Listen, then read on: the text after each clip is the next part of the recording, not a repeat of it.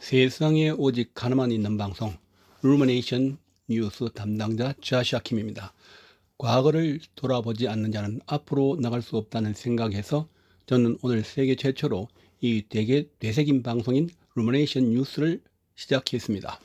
앞으로 시청자 여러분의 많은 성원을 부탁드립니다. 그럼 루미네이션 뉴스의 헤드라인을 시작하겠습니다. 기원전 2000년 1월 9일 역사적으로 지구상에 일어났던 일들. 지금부터 약 4000년 전인 기원전 2000년은 인류사에서 신석기 시대가 저물고 본격적인 청동기 시대가 꽃피우던 격변의 시기입니다. 기록이 온전히 남아있지 않는 아주 먼 과거이기에 1월 9일이라는 특정 날짜에 일어난 개별 사건을 확정하기는 불가능하지만 고고학적 증거와 기록을 통해 그 무렵 지구상에 어떤 중대한 변화가 있었는지 재구성해 볼 수 있습니다. 첫 번째로 전 지구적 기후변화 4.2킬로년 이벤트. 기원전 2000년은 전 세계적으로 심각한 가뭄과 기후 건조화가 정점에 달했던 시기입니다. 이를 현대 과학에서는 4.2킬로년 이벤트 4.2킬로이어 이벤트라고 부릅니다. 문명의 붕괴. 이 극심한 가뭄으로 인해 메소포타미아의 아카드 제국이 붕괴하고 이집트 구왕국이 혼란에 빠졌으며 인더스 문명이 쇠퇴하기 시작했습니다. 사하라 사막의 변화. 한때 초원이었던 사하라 지역이 이 시기를 기점으로 완전히 사막화되었습니다. 두 번째로 지역별 주요 역사적 사건. 중동 및 이집트 문명의 격동기. 메소포타미아. 수메르 문명의 마지막 붕괴였던 우루 제3왕조가 기원전 2004년경에 멸망 직후입니다. 엘라민의 침공으로 우루가 함락되었고 이후 아모리인들이 세운 바벨로니아가 부상하기 시작했습니다. 이집트 혼란스러웠던 제1중간기가 끝나고 중왕국 제12왕조가 세워져 안정을 되찾던 시기입니다. 이때 이집트에서는 세계 최초의 자물쇠와 유리공예가 나타나기 시작했습니다. 동아시아 전설과 역사의 경계. 중국 전설적인 하나라가 건국되었다고 추정되는 시기입니다. 황하 유역에서 대홍수를 다스린 우왕의 이야기가 이 무렵을 배경으로 합니다. 또한 북중국 지역에서 본격적인 청동기 문화가 시작되었습니다. 한반도 신석기 시대 후기에서 청동기 시대로 넘어가는 과도기였습니다. 빗살무늬 토기 대신 민무늬 토기가 점차 확산되던 시점입니다.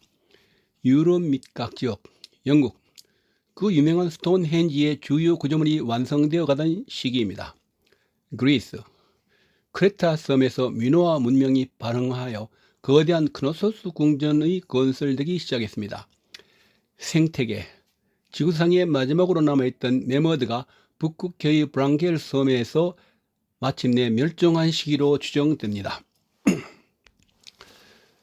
세 번째로 요약을 하면 기원전 2000년의 풍경. 당시 기원전 2000년 1월 9일의 풍경을 상상해 본다면 다음과 같은 것입니다. 운송, 말이 가축화되어 이동과 전쟁에 활용되기 시작했습니다. 도구로는 구리와 주석을 섞은 청동검과 청동도구가 권력의 상징이 되었습니다. 사회는 인구 증가로 인해 세계 인구가 처음으로 1억 명을 돌파한 것으로 추정됩니다. 종교, 성경 속 인물인 아브라함이 고향 우르를 떠나 가나안으로 향했을 것으로 추정되는 시기입니다. 이상은 일루미네이션 뉴스의 헤드라인이었습니다.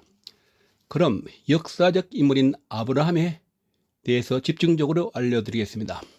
아브라함은 유대교, 기독교, 이슬람교라는 세계 3대 유일신 종교에서 공통적으로 믿음의 조상이라고 불리는 매우 중요한 인물입니다.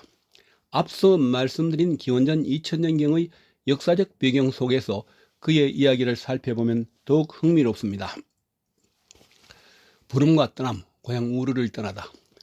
아브라함의 이야기는 메소포타미아 문명의 중심지 중 하나인 우르에서 시작됩니다. 신의 부름, 성경 창세기에 따르면 하나님은 75세의 아브라함에게 내 고향과 친척과 아버지 집을 떠나 내가 내게 보여줄 땅으로 가라고 명령하셨습니다.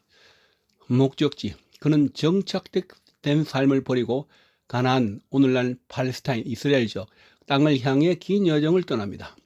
이것은 단순한 이사가 아니라 다신교 사회에서 유일신 신앙으로 나아가는 영적인 전환점으로 해석됩니다. 언약, 약속의 땅과 자손. 하나님은 아브라함에게 세 가지 큰 약속을 하십니다. 이를 아브라함의 언약이라고 합니다.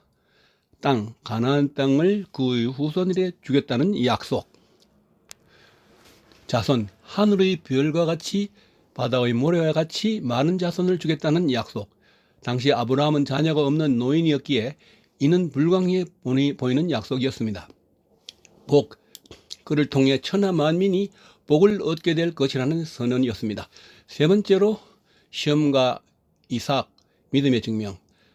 아브라함의 생애에서 가장 유명하고 극적인 사건은 아들 이삭과 관련된 시험입니다. 불가능한 탄생. 아내 사라의 사이에서 100세에 기적적으로 아들 이삭을 얻습니다. 모리아 산의 번제.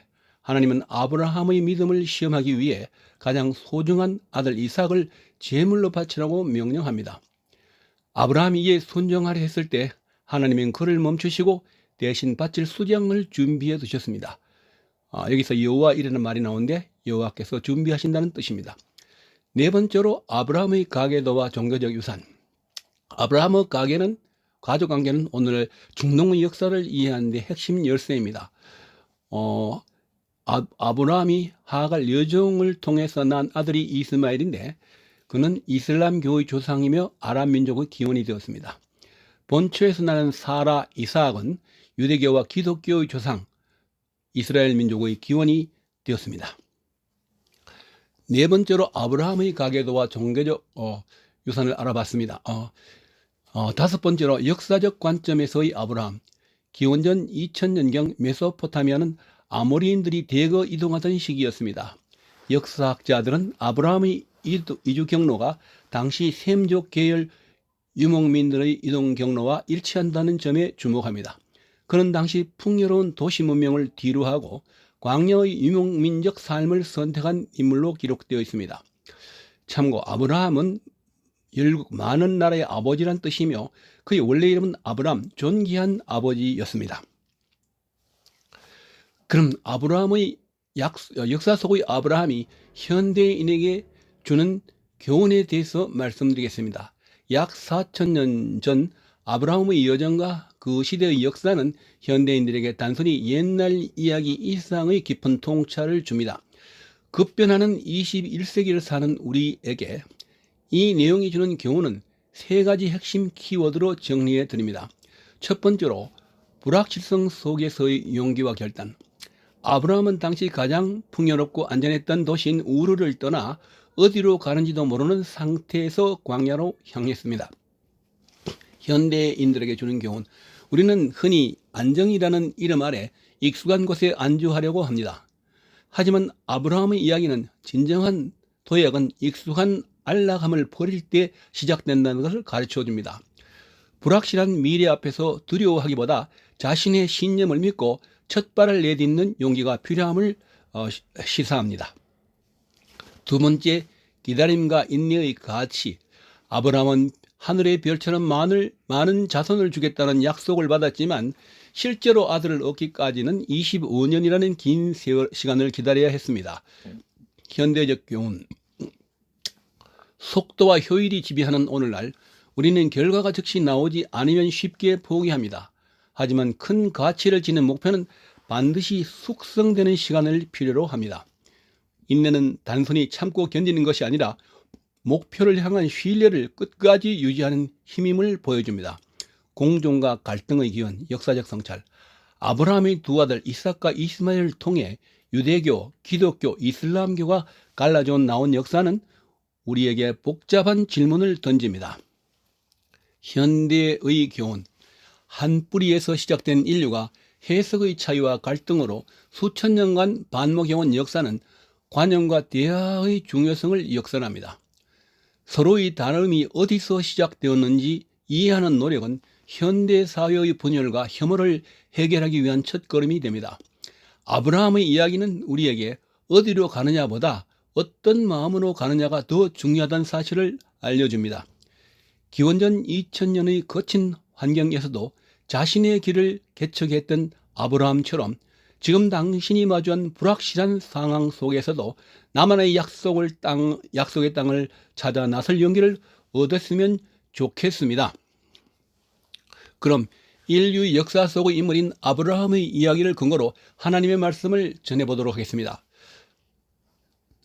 제목은 당신의 익숙한 곳을 떠나 약속의 땅으로 라는 제목으로 말씀드리겠습니다. 우리는 모두 어디로 가야 할지 고민하는 여행자입니다. 여러분, 인생을 살다 보면 내가 지금 잘 가고 있는 걸까? 라는 의문이 들 때가 있습니다. 남들이 말하는 성공의 길을 가고 있지만 마음 한구석은 여전히 불안하고 공허할 때가 있죠. 오늘 소개할 4000년 전의 인물 아브라함도 우리와 똑같은 고민을 했던 사람입니다. 두 번째로 안락한 감옥 우르를 떠나십시오. 아브라함이 살던 우르는 당대 최고의 문명을 자랑하는 풍요로운 도시였습니다. 하지만 그것은 동시에 우상숭배와 물질주의가 가득한 영적으로는 메마른 곳이었습니다. 하나님은 그에게 말씀하셨습니다. 내 고향과 친척과 아버지 집을 떠나 내가 내게 보여줄 땅으로 가라. 교훈, 우리에게도 떠나야 할 우르가 있습니다. 나를 갉아먹는 나쁜 습관, 과거의 상처에 머물러 있는 마음, 혹은 물질이 전부라고 믿는 가치관입니다. 하나님은 여러분을 그 안락한 감옥에서 꺼내어 더 넓은 세계로 초대하고 계십니다. 세 번째로 보여준 땅이 아니라 보여줄 땅으로 가는 용기입니다. 하나님은 아브라함에게 목적지의 지도를 미리 주지 않으셨습니다. 단지 보여줄 땅으로 가라고만 하셨죠. 이것이 바로 기독교에서 말하는 믿음인 것입니다. 믿음은 모든 계산이 끝난 뒤에 움직이는 것이 아닙니다. 나를 만드신 창조주를 신뢰하기에 한 걸음을 먼저 내딛는 것입니다. 우리가 한 걸음을 떼면 하나님은 그 다음 발걸음을 비추시는 분이십니다.